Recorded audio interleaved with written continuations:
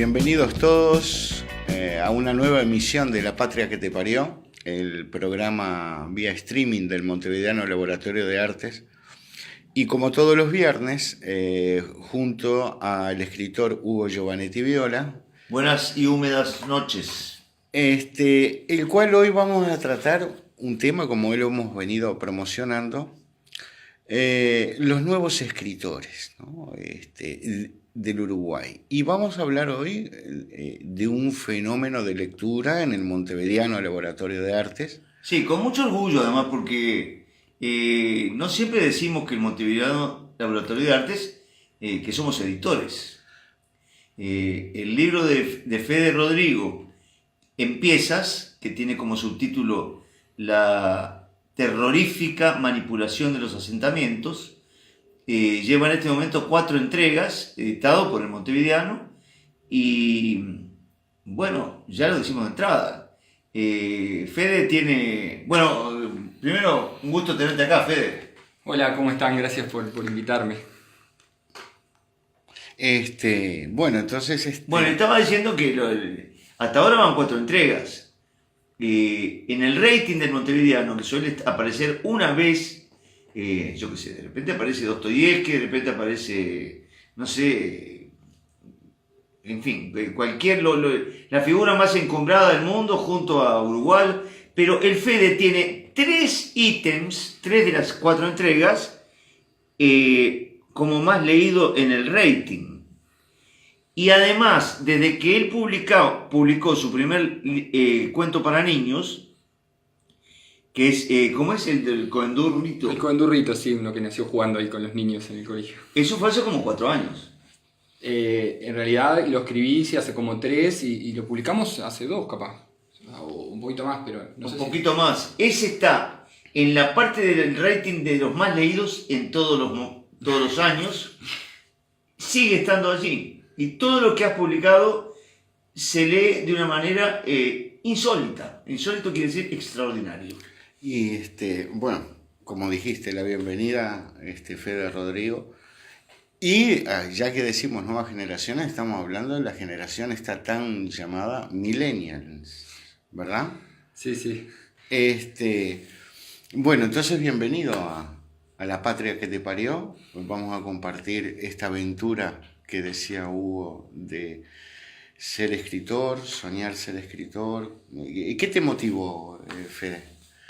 Bueno, en realidad es una inquietud que me acompañó medio que desde siempre, o sea, no puedo rastrear cuándo fue que empecé como esto de jugar con las palabras y probar una cosa u otra, un poco a veces creando como poemas o cosas para la familia cuando era niño que le aplaudían todo, y bueno, en realidad siempre tuve ahí después del momento de la adolescencia que uno recorre como diferentes formas de expresión y las palabras fueron las que me salvaban.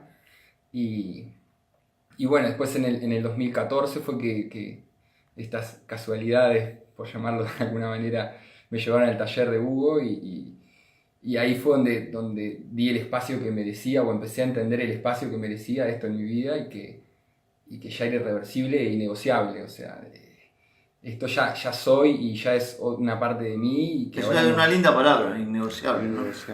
Ahora, un detalle. Taller con Hugo, el taller de Liverpool fue. Sí. Cuando estuvimos un par de años en Liverpool. En la sede. En la sede de Liverpool, sí. Que era un taller financiado por un sponsor. Y a él lo trajo José Luis Machado, otro escritor que hemos entrevistado el año pasado en Cero Reportaje. Y me acuerdo el día que apareció Fede, y yo le pregunté si le interesaba la literatura, y él me dijo esa palabra terrible, ¿no? Ya no me la perdona más. No se la perdono nunca más, me dijo, sí, como hobby. Y yo me debo haber puesto verdoso, ¿no? Digo, pero entonces, claro, él anda a saber a qué pensaba que era la palabra hobby. Para nosotros hobby es como una cosa que se hace casi esnovistamente. Y yo pensé, este muchacho no va a durar mucho. ¿Y para qué? Un suceso. Empezó a traer material y a participar en los talleres. Y bueno, cuando se disolvió el Liverpool ya Se acabó el sponsor, se acabó el taller. Es lo que pasa con los sponsors. Ya fue la última vez. A mí me habían ofrecido eso, acepté. Después empezaban a publicar cuentos para niños en el Montevideano. También el escucha, o el lector, como me gusta más decir a mí, debe saber que vos tenés 26 ahora. 27 estoy estrenando desde el 25 de agosto. Muy bien. 27 años, sos químico recibido. Sí, ahora estoy estudiando el posgrado en la facultad. Pero además, hace muchos años sos profesor de inglés. Sí, desde los 17 años, trabajé 4 años en un instituto en el IECO, que fue mi primer trabajo, el que siempre valoro, y desde el 2013 trabajo en el Colegio CENI, que es un lugar mágico que me cambió también la forma de yo pensar y de vivir. Cuando los visité quedé muy, muy impresionado. Sí. Es realmente... Porque eso está basado en una proposición pedagógica de una brasileña, ¿no? Sí, en realidad ella nació en Brasil, pero toda su vida fue acá en Uruguay y propuso una forma nueva de educar desde la forma en que un niño aprende al nacer, digamos, no interrumpir ese proceso natural en el que uno aprende. Y que creo que tiene que ver con Paulo Freire y con... Está basado en un montón de ideas que andaban en la vuelta y tiene un toque personal interesantísimo. Yo creo que ahí nació la narratividad de Fede. Me gustaría preguntarle algo para arrancar bien de allá atrás. Que decías que hacías poemas y lo leías en la familia o leías poemas en las reuniones familiares lo leías. ¿Cómo? No, ¿Escribías? Claro, sí, en realidad siempre fui pésimo lector y lo sigo siendo y me llevo los rezongos de Hugo siempre que se presenta la oportunidad. No, hacía, claro, cumpleaños de mamá, día de la madre, del padre, lo que sea.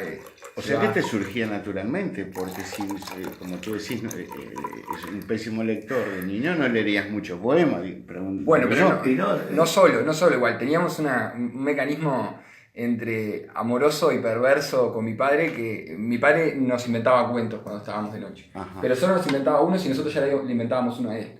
Y bueno, venía molido del laburo y supongo que ganaría tiempo para descansar.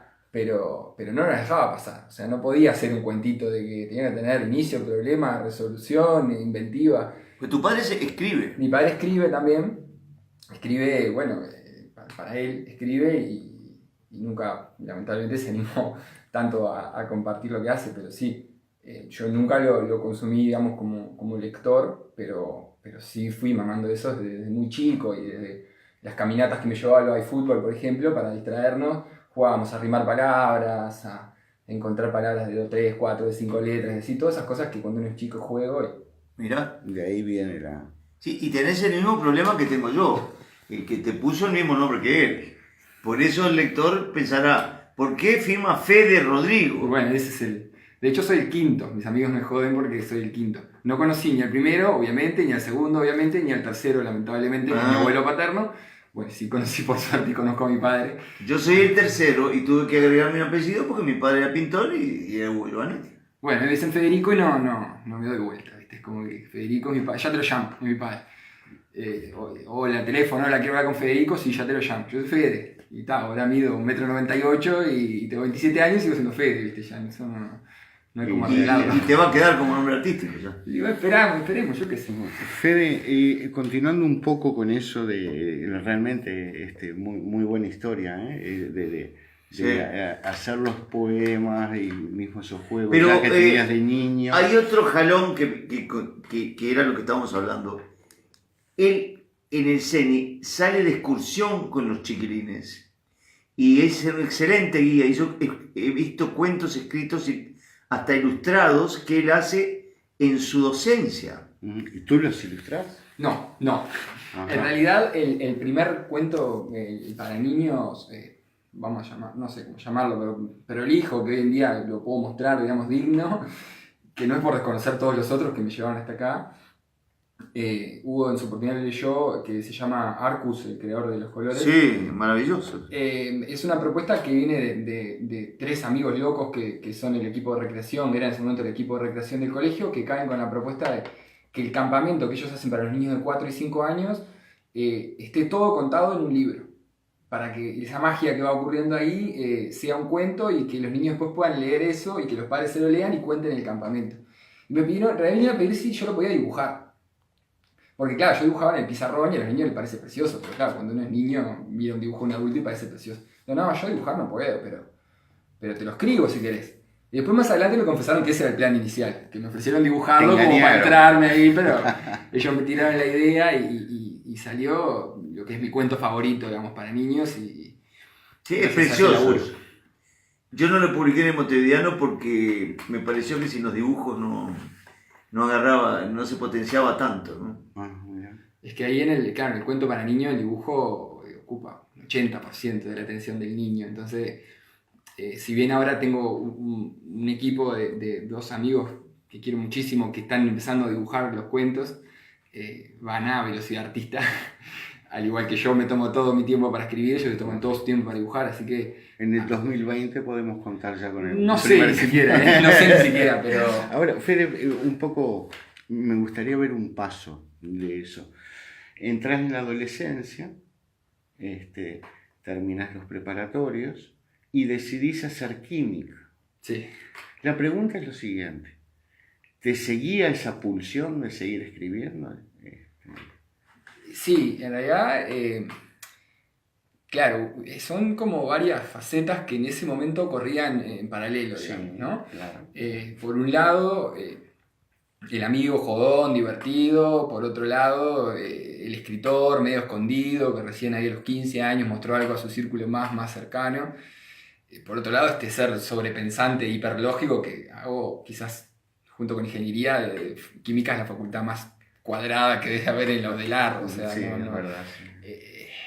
Y aún así, en ese contexto de tan sobrepensamiento que es la universidad, encuentro que cada profesor y compañero tiene un escape, porque es insoportable, si no realmente. Ah, mira. Qué interesante. Pero lo interesante es cuando se empiezan a entrelazar todas esas cosas que antes corrían en paralelo, me empiezo a dar cuenta que se empiezan a alimentar mutuamente y a que un cuento me hace mejor investigador en la facultad y que a un taller de circo que participé me hace mejor manipulador en el laboratorio y que todas esas cosas se empiezan a entrelazar y si soy capaz de ir y jugar con los niños en un salón de clase, quiere decir que puedo jugar solo con un papel en casa, con un texto, entonces... Y esa alimentación me va haciendo como una persona bastante especial, por usar un eufemismo, porque más bien raro.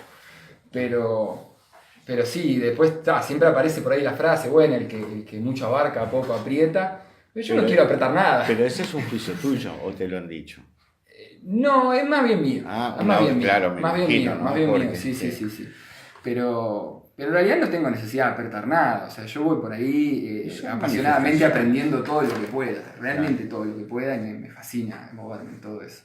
Claro, y ya para ir acercándonos, entonces tú mismo lo decías en tu faceta, digamos, oculta, eras el artista, el escritor, ¿no?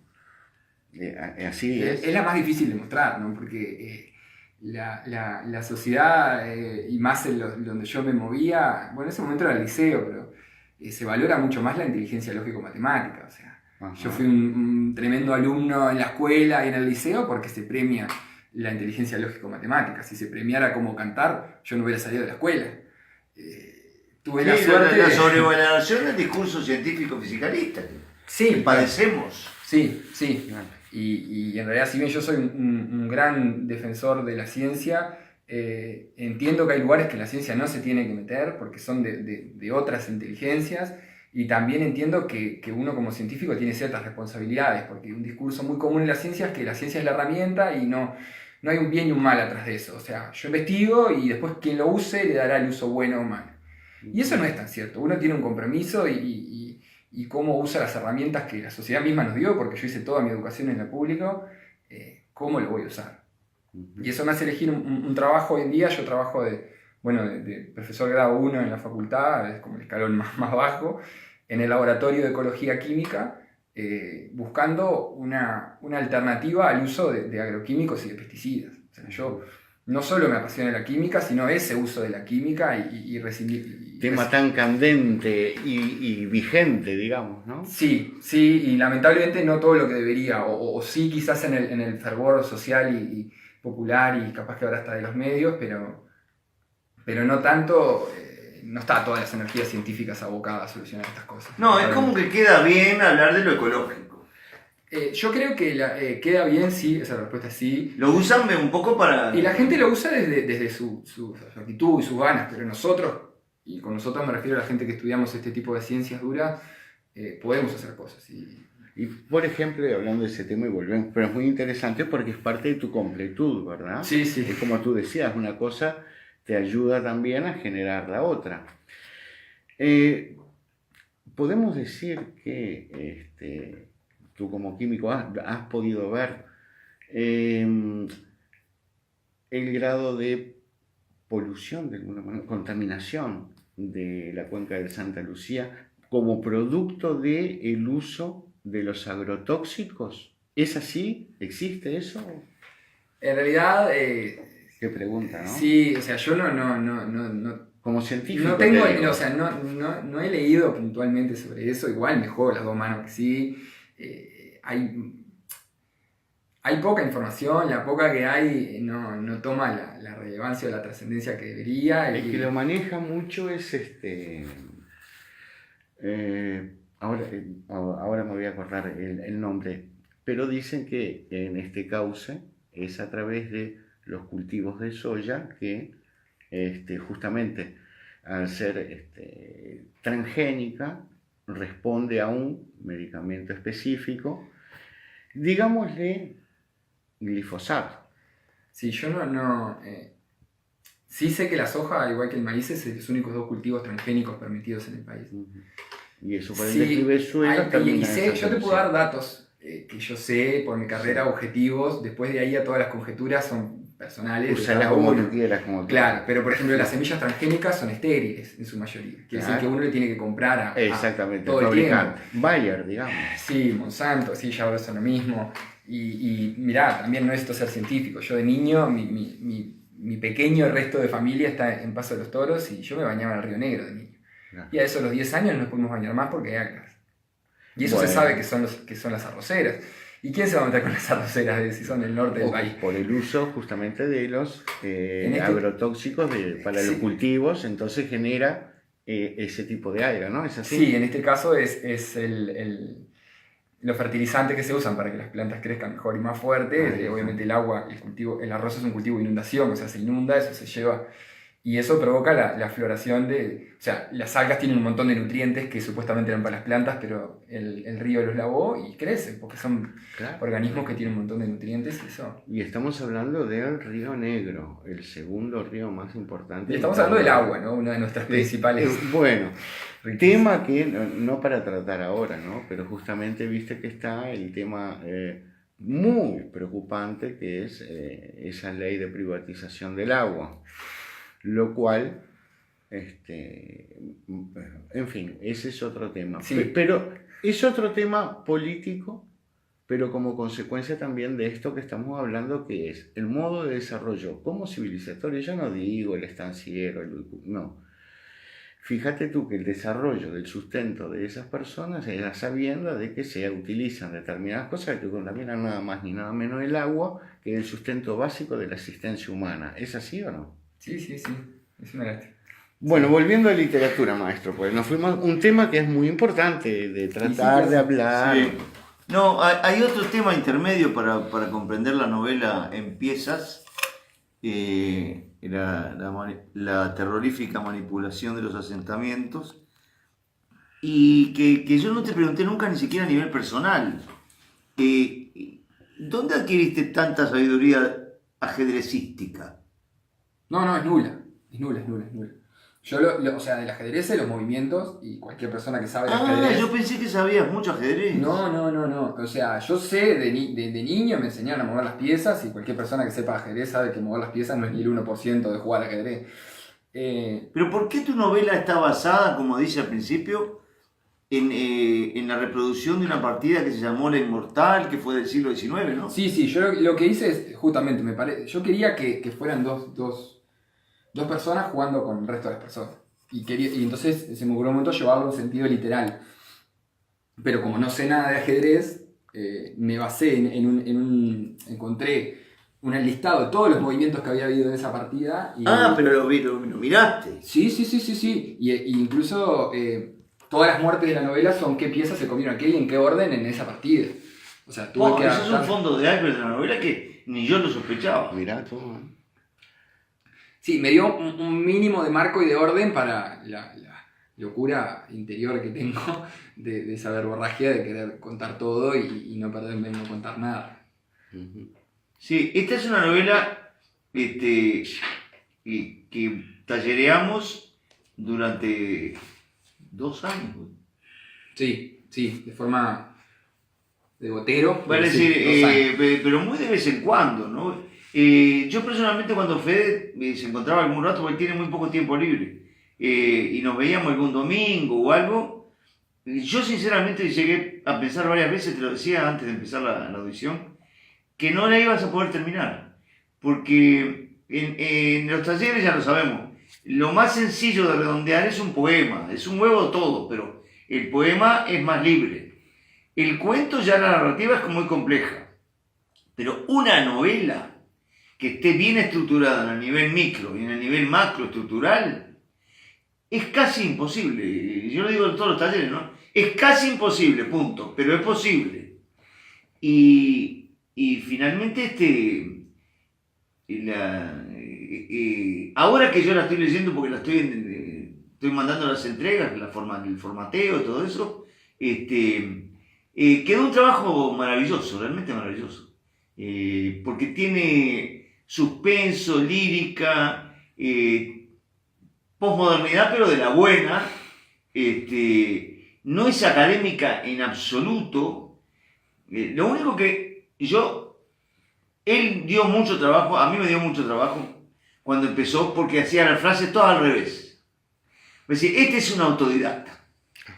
No es que mi caso personal, que leía a Hemingway a los 17 años y ya estaba predispuesto a leer todos los autores que me cayeran en la mano. El Fede no lee poco, es un defecto, ¿no? Pero lo está empezando a leer. Pero le da un valor extra a eso que no es académico. Y no es académico y además no está vinculado a los autores que están en boga, digamos. Lo cual permite una originalidad muy especial. Permitime remarcar, porque es importante lo que decís. Cuando nosotros decimos que sos el escritor más leído del Montevideano, invitamos a la gente que nos está escuchando a leerte en el Montevideano Laboratorio de Artes. Sobre la izquierda te van a ver en el ranking mensual 3 veces, como te decía Hugo. Sí, hay 3 capítulos de los 4 que salieron. Y en el anual estás tú también. Con un cuento para niños. Entonces estamos diciendo todas estas características que tú decías, no académico. Sin embargo, el éxito, con minúscula y en cursiva, éxito. Que la gente está ávida de leerte semana a semana, lo marca. Este tipo de gráficas, que sabemos que son científicas, tiene 0% de error, digamos, en cuanto a, porque son ¿cómo le dicen ahora? Bots. Lo que es inexplicable es cómo rompiste esa piñata, porque además no se te puede llamar bestseller porque esto no se vende. El Montevideano hace las entregas, pero sos el más leído. Es inexplicable dónde está el grado de enganche que tiene tu literatura. Es que, permití agregar, en estos rankings estamos diciendo que estás junto a Horacio Quiroga, por ejemplo, que es el más leído. Como decía Hemingway, no está en el ranking. A mí me cagaste con el Julio Herrera. Yo figuré mucho con el Julio Herrera hasta que apareciste vos. Bueno, ¿qué va a hacer? Yo contento, ¿no? Pero que estamos gracias a Dios, estamos en un tiempo nuevo donde parecen haber apocalipsis a cada momento, Y es verdad que el formato libro ya casi no funciona, y el formato librero en Uruguay está destruido, que los tirajes de las pocas heroicas editoriales, yo defiendo el formato libro, pero contratamos con Maure Cruzet, él fue el primero que me lo dijo. Mirá, maestro, dentro de 10 años, él me lo dijo hace 10 años, dentro de 10 años casi no van a circular libros uruguayos. Y lo que pasa es que es verdad. Y yo tengo muchos libros publicados, muchas malandanzas con los editores. Ahora me acuerdo ya, sigo amando el objeto libro, pero me acuerdo ya con cierto sabor muy amargo de las colas que hacíamos en las editoriales, cómo no nos pagaban, cómo siempre la nota, el comentario que te hacían en la prensa escrita, en general venía con mala leche, todo era un modo muy sórdido del libro. Por algo se está autoliquidando. Es muy cerrado. Son anillos cerrados. Porque lo que dice Hugo de la sobrevivencia, que incluso muchos escritores que conocemos, poetas, desean publicar. Esa es la verdad. Sí. Desean publicar. Sabiendo de que si imprimís 100 ejemplares, terminás regalando 90. Pero el problema es que después te das cuenta que esos 90 la gente lo leyeron 10 o 20. Ahora, a lo que voy es lo siguiente. Parece mentira, y es como te decía, hace 10 años que vengo con esta prédica que no es de ningún iluminado, sino que son tendencias de la tecnología y qué cosas va afectando. Fíjate tú, los escritores aún hoy se resisten a esa verdad. Sin embargo, tuvimos acá músicos como Mauricio Ubal, que es el compositor de A Redoblar. Y Rubén Olivera, tú también. Ellos ya, la evidencia de que desapareció, grababan, salía en cassette o long play, que ya no existe más ninguno de los dos formatos. Y ya los músicos en general, generaciones más jóvenes, ya lo suben directamente a YouTube. ¿Y qué dejas para mí que soy cineasta? Que hoy ser un cineasta y publicar, hacer para un cine, ya es una cosa, una delicadeza, es entrar en una cosa que es una ficción de miles de millones de dólares, pero es un juego, digamos, de lujo, como siempre ha sido. Un poco, ¿no? Es como acompasarse también y tener la sensibilidad de ver hacia dónde van las cosas. Exactamente. Y no resistirse. A mí me pasa que he recibido comentarios de mis círculos más cercanos y queridos, pero desde un amigo que me dice, no, yo sentarme a leer un libro, la verdad que no, pero esto que es como de a pedacitos lo leo. Otro que me dice, no, yo soy de los que me siento a leer y como que ahora se me termina y me tengo que quedar esperando hasta... Digo, ahí no me puedo atribuir yo la responsabilidad de este éxito en itálica y con minúscula, sí. Sino de trabajo en equipo y de saber que a mí me gusta y me apasiona escribir y yo hoy en día estoy con la tranquilidad de lo que escribí porque me gustó y ya con la inquietud de querer escribir 2, 3, 10 más. Pero después vino Hugo y dijo, mirá, lo que hay que hacer, Fede, si vos confías en mí, es esto.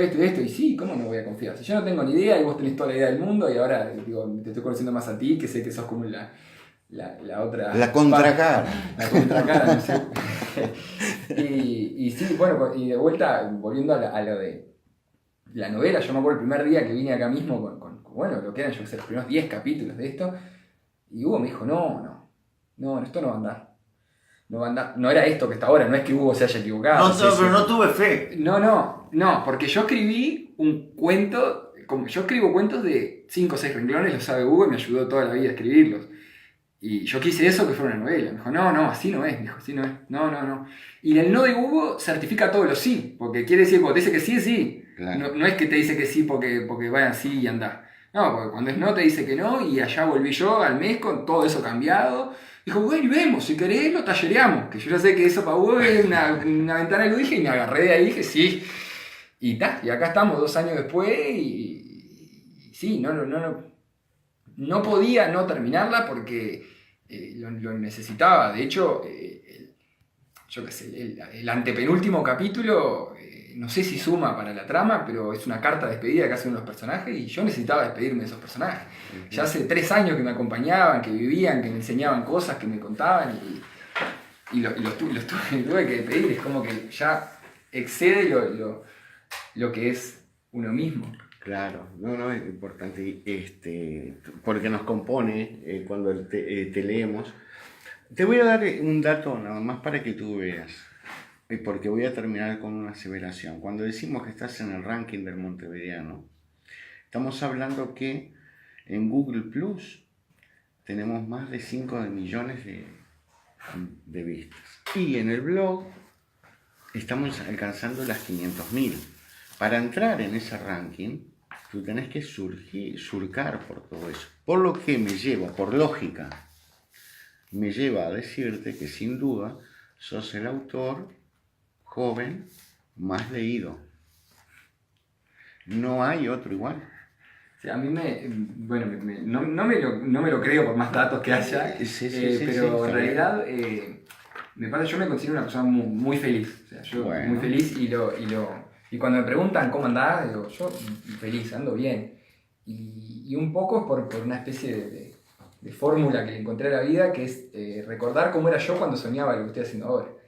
Y yo me acuerdo que Hugo nos contaba en los talleres que estaba en Montevideano, que yo pensaba en Montevideano como una especie de CTI para la cultura, ahí tratando de que sobreviviera. Y dijo, bueno, y algún día, quién sabe, dijo, capaz que alguno de ustedes está acá. Y yo dije, sí, yo voy a estar. Algún día voy a estar. Entonces hoy me levanto y son un montón de sueños que yo ya he alcanzado. Entonces, al levantarme y ya pensar en eso, le arranco el día 1-0, 2-0 ganando.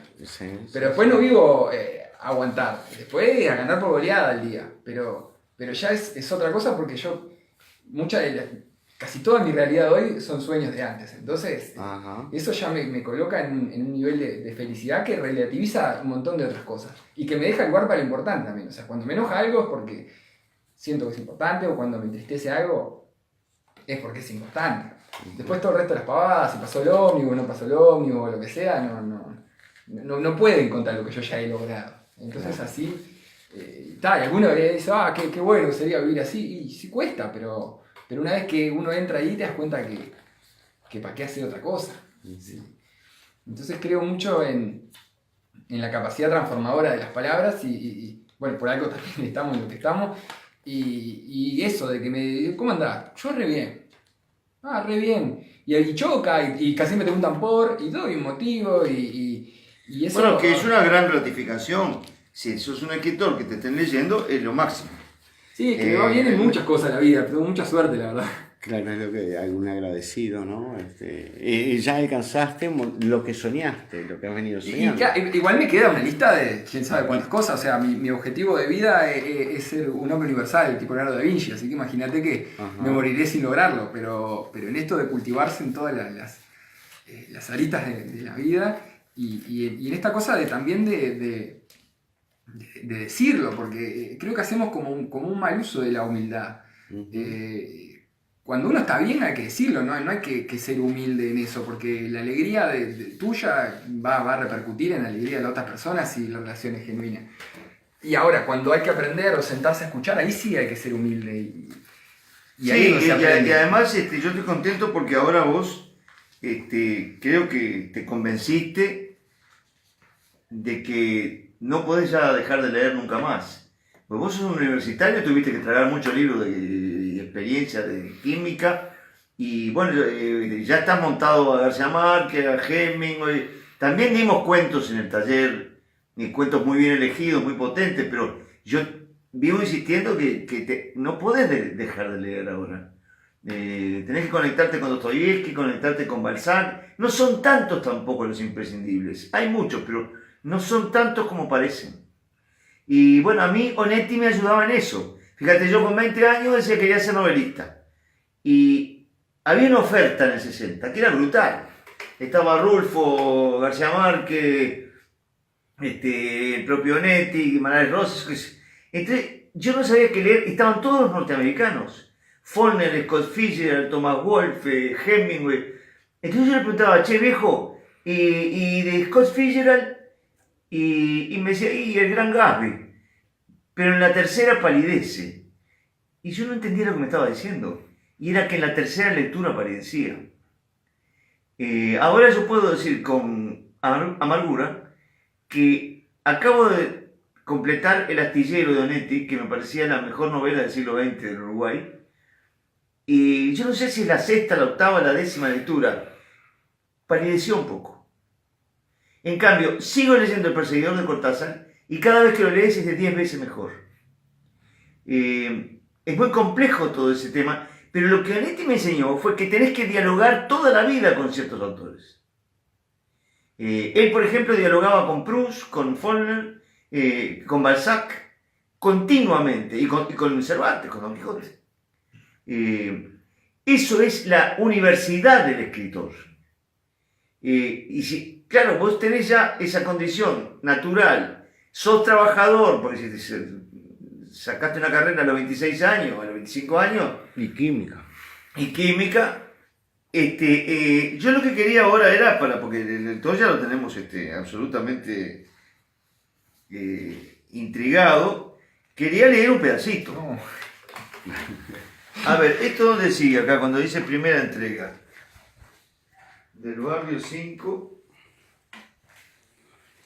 ¿De la novela vas a leer o algo? Sí, un pedacito. Bueno, Es esto, ¿no? a ver. Porque parece que si no, estuviéramos haciendo versos. Y es prosa. Pero escuche el lector esto, el futuro lector, espero. A ver. Dice, primera entrega del barrio 5. El cráneo está hecho para que no le salgan las ideas y para que no entre la luz. Para eso ya hay 2 agujeros en la cara que reciben la luz que pueden y la convierten en la realidad. Pero por suerte, el cráneo se me ha vuelto un colador y toda la luz indignada que antes ignoré se me cuela como atropellándose y declarando que la realidad no es lo que siempre me creí. La furia de la luz sigue entrando y se da contra todo en mi cabeza, la sacude, la despierta, la disuelve, se la lleva, la invita, la provoca, se enoja, me deja. Mis ojos se abren y la mentira de afuera quiere desmentir la de adentro. Las dos son una mierda y me tengo que quedar con una, elijo la de adentro. Pero paso todo el rato afuera solo para volver 7 segundos acá adentro. Eso está entrecomillado. Y después dice, es verdad que todo empieza con el leve pinchazo de la aguja al pedir permiso entre la piel del dedo índice. Pero una vez que el líquido azul eléctrico de la jeringa se filtra entre tus venas, el paraíso mismo con la sombra de cada uno de sus árboles se te viene encima. Son 7 segundos, exactamente 7, y no dependen ni del peso del consumidor ni de la dosis ingerida. Todo mortal que se ha metido delirio con mayúscula se lleva 7 segundos de felicidad pura y sin culpa, algo como la vuelta a una infancia perfecta. Mientras la droga viaja torpe entre las venas, pequeños cristales se van depositando. Por eso, casi todo el barrio, que es el asentamiento, tiene el dedo azul eléctrico. Y algunos en el barrio los han acumulado en los riñones y hasta en el útero. Pero de ese caso tal vez sea mejor hablar después. Bueno, con esto ya los amigos que están escuchando y eso... Y ahí te puedes explicar por qué esto funciona. Claro. Dígame, un poco es tan grande el impacto que se desprende. Las imágenes son de tal impacto que se van desprendiendo. Esto último, en cuanto a... es en base a cierta realidad. Puede ser. Ahí está, yo te quería preguntar, ¿qué contacto has tenido vos con la vida de los asentamientos? Bueno, qué pregunta. Habría que limitar el asentamiento. En realidad yo Yo soy de una familia de clase media, trabajadora, y viví cerca, precisamente 1,5 cuadras siempre. Igual ahí hay un montón de lo que yo vi y viví cuando me crié, hay un montón de cosas que escuché y hay un montón de mentiras de escritor. Sí, claro. Claro. Gracias a Dios. Seguro, ¿no? Pero sí, más que nada hay indignación, la indignación que sigo sintiendo cada vez que me encuentro con situaciones de esas, y nos encontramos muchas lamentablemente todo el tiempo. Y hay esperanza, mucha fe en las personas y encontrar ese rincón de dignidad en los lugares más marginados, el gesto de gracia, de buena voluntad, de superación. Es difícil darse el momento Bueno, de hecho tenés un personaje, la personaja, la Angélica, Mamalucha, que es una especie de Úrsula en 100 años de soledad, ¿no? Es una vertical de bondad, de pureza, pero también muy rara el personaje, que eso vertebra toda la feminidad de la novela para mi gusto. Bueno, en realidad fue duro el día en que me di cuenta que ese personaje era yo. Era tratando de amuchar gente y salvarla, obviamente en un sentido figurado, porque nunca me dieron los huevos pasarlo de forma literal. Tratando de una y otra vez de salvar personas en lo que yo creo que es salvar personas, que muchas veces no lo es. Y bueno, como en una transformación que va sufriendo el personaje de ir encontrando cómo es la forma y de darse todo el tiempo contra la realidad de lo que está haciendo es casi inútil. Porque esa sutileza, es quijotesca. Esa sutileza del casi en realidad es la diferencia para muchas del resto de los otros personajes. Uh-huh. Pero sí, hay como una gran admiración detrás de todo eso. Pero entonces es por eso que estás feliz también, porque se ve que tenés bien desarrollado tu lado femenino. Si Mamalucha te identificás con ella directamente, es porque tu lado femenino está muy fuerte, y eso es muy importante para un varón. Sí, en realidad siempre tuve una masculinidad poco ortodoxa y tal, en realidad como siempre tuve mucha vamos a decir, simpatía, nunca me trajo problemas ni nada, pero sí, no es fácil ser un varón con una masculinidad poco tradicional en mundos, algunos muy abiertos y otros no tanto. Digo, yo jugué al fútbol hasta hace un par de años, de forma amateur obviamente. Pues tuviste una novia que se partía en 4. Bueno, no, por eso, no tiene nada que ver con la orientación sexual, la expresión que uno tiene del género. Pero sí es verdad y lamentablemente muchas de estas cosas, sobre todo la expresión artística, eso están asociados al lado femenino. Y no tengo ningún problema y me da hasta orgullo de atenderlo lo más que se pueda. Esa es la solución para una personalidad del varón. Y te puedo asegurar que sin Mamalucha, esta novela no estaría vertebrada. A García Márquez, precisamente, cuando en un reportaje lo dijo, que a Úrsula la había matado antes de lo que está. Úrsula muere por la mitad de la novela. Uh-huh. Y García Márquez se dio cuenta de que si la mataba antes se le caía la novela. Y vos pusiste hace poco algo en Facebook, se ve que estás leyendo 100 años de soledad. Sí. No me acuerdo qué pusiste, pero como que pusiste que se estaba repitiendo la cosa. Y yo me acuerdo cuando le pregunté nada menos que a Juan Carlos Sonetti qué opinaba de 100 años de soledad, y me dijo, y después de la mitad es una maravilla, después de la mitad empieza a sacar los mismos conejos de la misma galera. Y era que faltaba Úrsula. Acá Mamalucha está hasta el final. Uh-huh. Sin Mamalucha, esa novela estará muy bien escrita y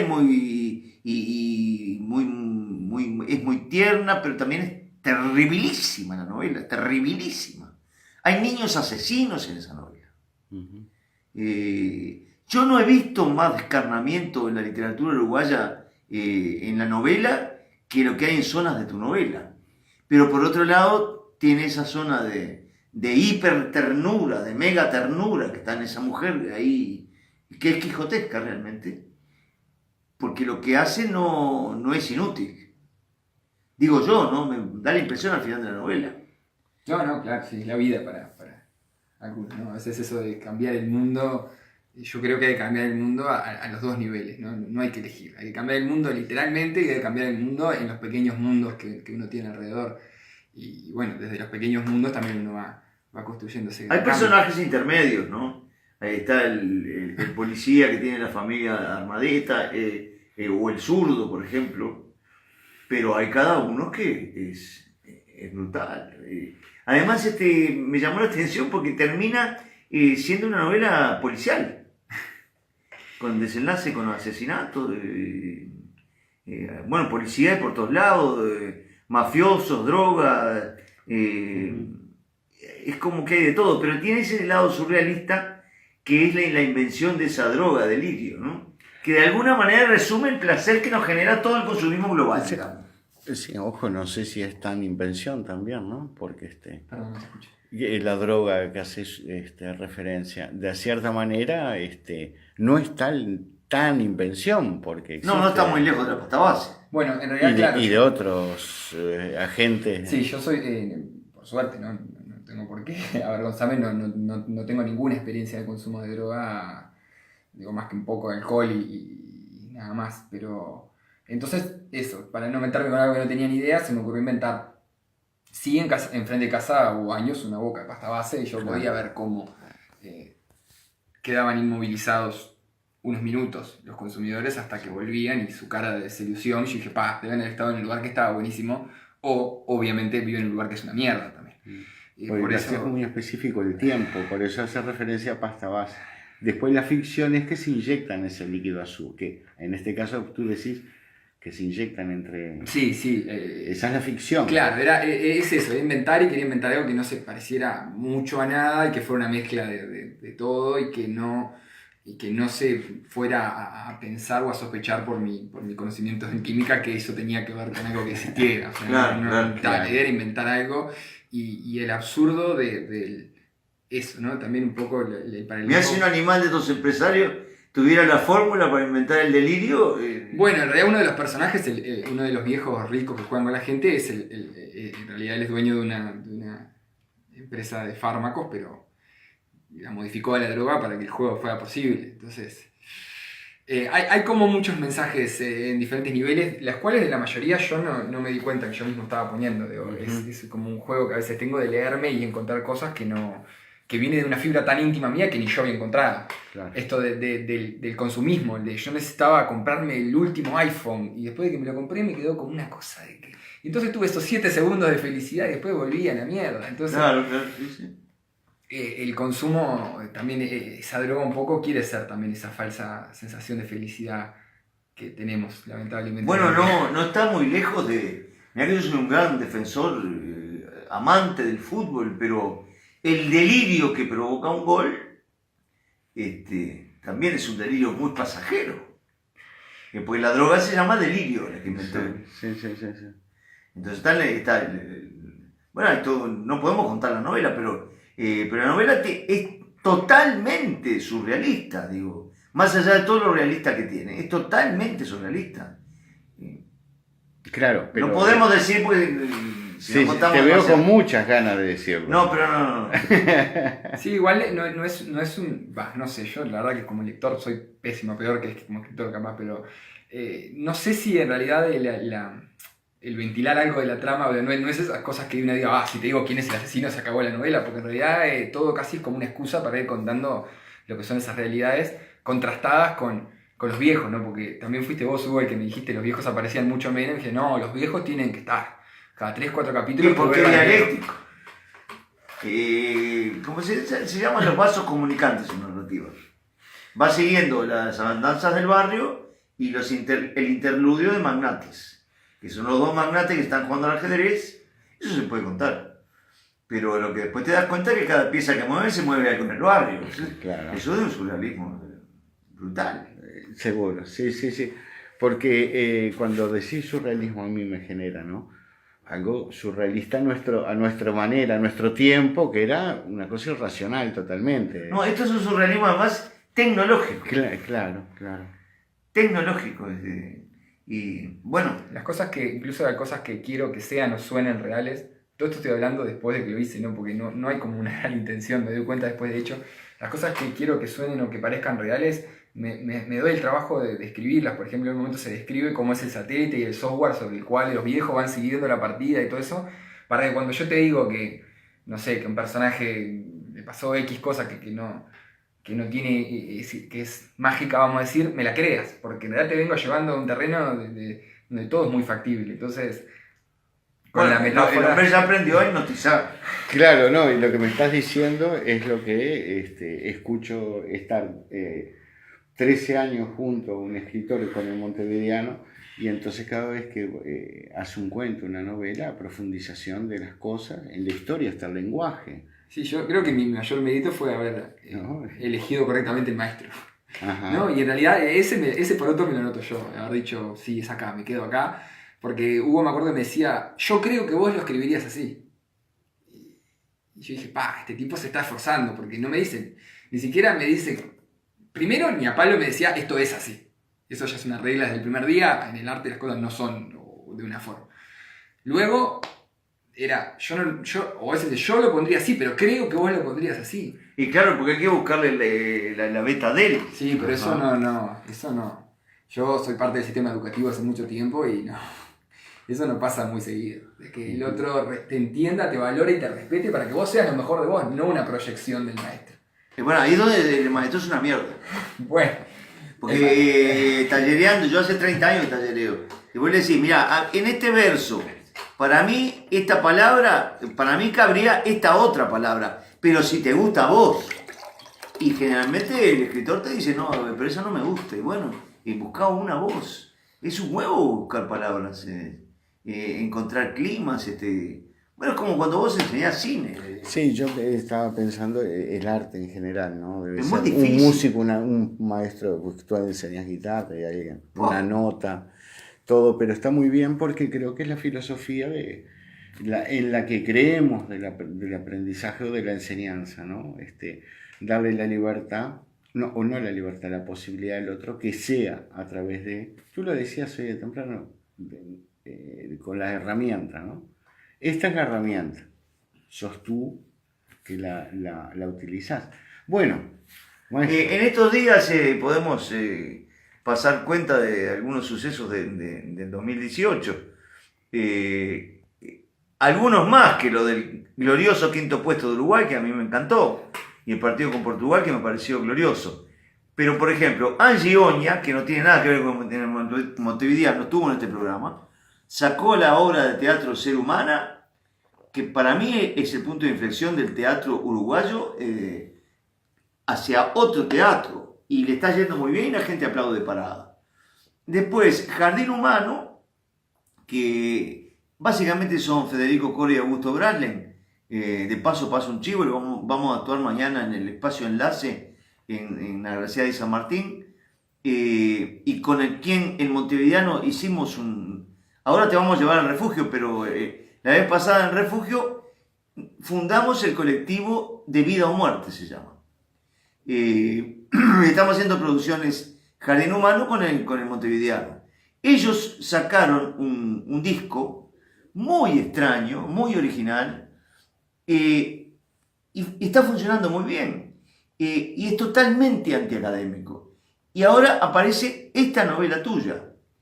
Entonces, este país si lo buscas bien, tiene una grandeza inagotable. Yo creo que toda la humanidad la tiene, pero en este país, ¿no? Cuando nosotros mismos a veces renegamos, decimos, mirá qué cagada, ya no hay tantas canciones buenas, las letras se van para abajo.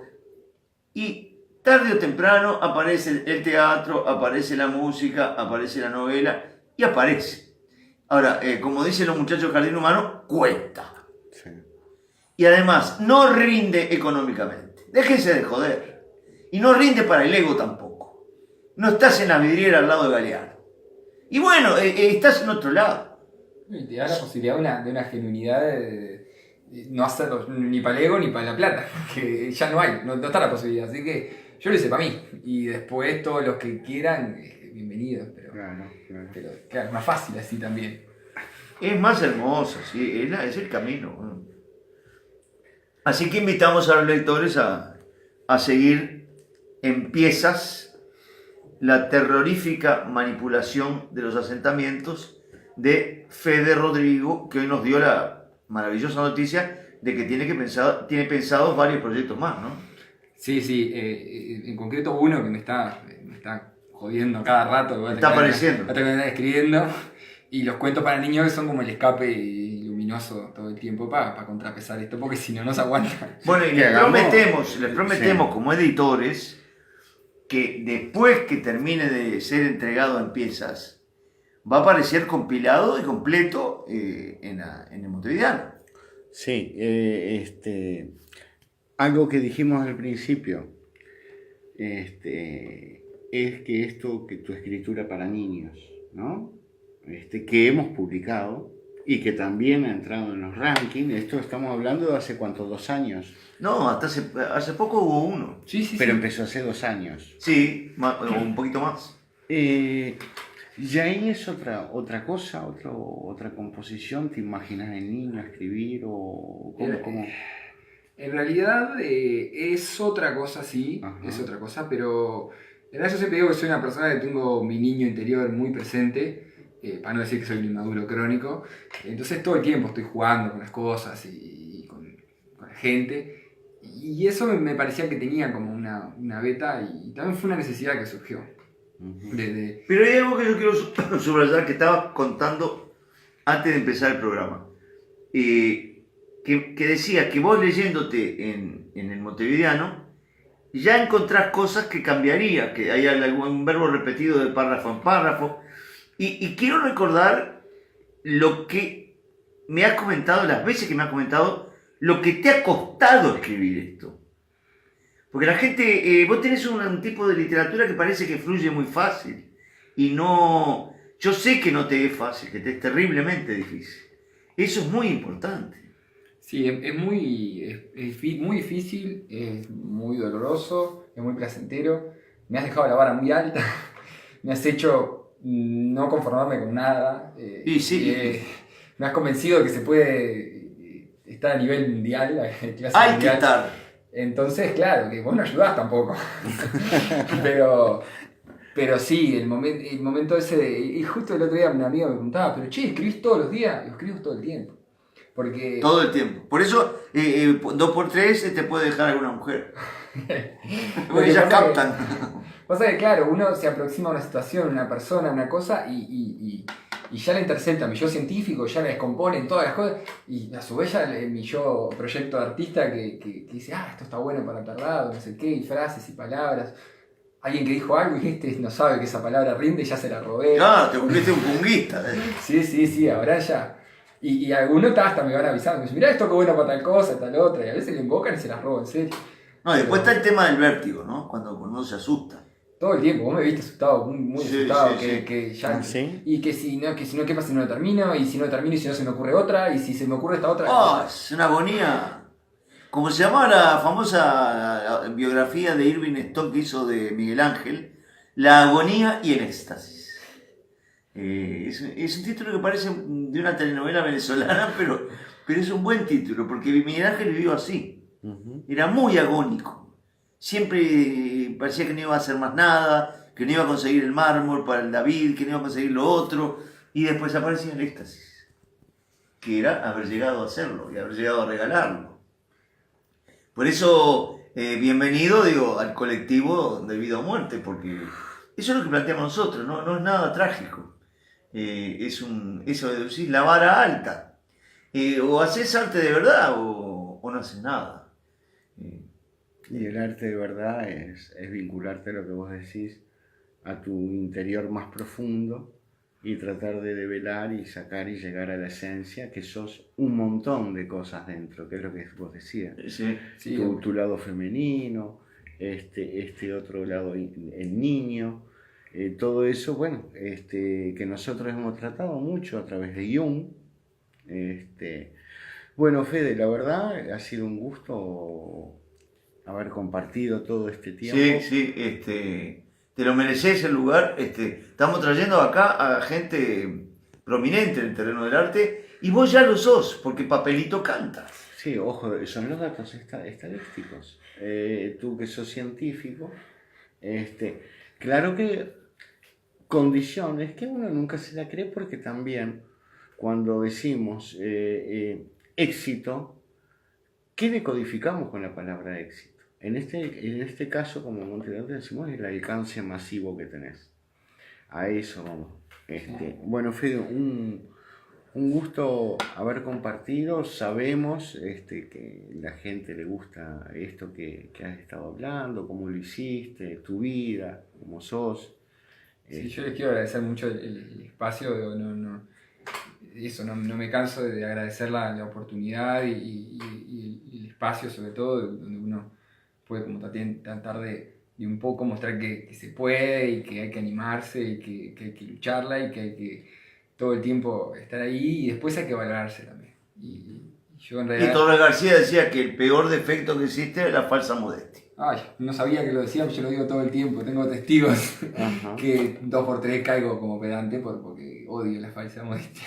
No, claro, si algo te salió bien, es como si Suárez dijera no sé hacer goles, no seas malo. Uh-huh. Y es el saber romper la piñata, ¿no? Yo me acuerdo cuando éramos chiquitos en los cumpleaños se usaba todavía que te vendaban, te mareaban y agarrás el palo y estaba todo el cumpleaños, vos escuchabas los sonidos y tratando de romper esa piñata, pero ¿para qué? Para que los demás te robaran los caramelos. Claro, pues mira, cuando vos te sacabas la venda ya no había un caramelo. Bueno, ese es el mejor, para mí la mejor definición del escritor, ¿no? Vivís en vértigo, vendado, mareado, pegando palazos, y de repente se abría un poquito de la piñata y los gritos, y el que la rompía veía cómo los demás se comían los caramelos. Pero no lo cambio yo, a mí me gusta estar ahí con el... A mí también. Bueno, Hugo, entonces hemos acercado a los amigos del Montevideano, como titulamos, ¿no? Los escritores de hoy, las nuevas generaciones. Fede Rodrigo, el mejor ejemplo que podemos dar. Aprovechamos nuevamente, más que a la gente que te conozca, a los que se dice que son unos hábiles editores, que te conozcan también, te invitan, lo desafiamos, porque nosotros estamos demostrando que eso es un éxito. Pero como no existan, así no creas en eso, como no existan, son dinosaurios que, como todo dinosaurio, tiende a desaparecer lamentablemente. Hugo, entonces, una nueva edición. Sí, muy contento, siempre con resultados hermosos. Para eso trabajamos, ¿no? Y bueno, ya nos veremos el viernes que viene. Fede. Muchísimas gracias por todo. Un abrazo.